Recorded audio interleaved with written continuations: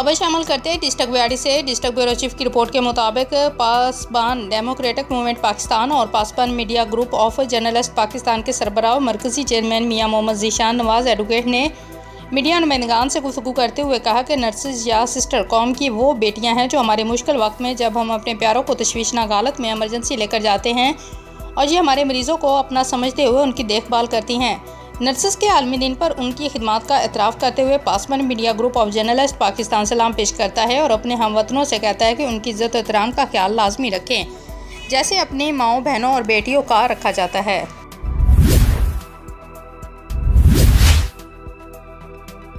खबर शामिल करते हैं ननकाना साहब से। शेख मोहम्मद सदीक की रिपोर्ट के मुताबिक थाना सिटी ननकाना पुलिस की कार्रवाई।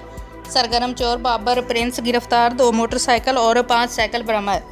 तफसीलात के मुताबिक मुलजिम से मोटरसाइकिल चोरी समेत 7 मुकदमात का सुराग, मज़ीद तफ्तीश जारी।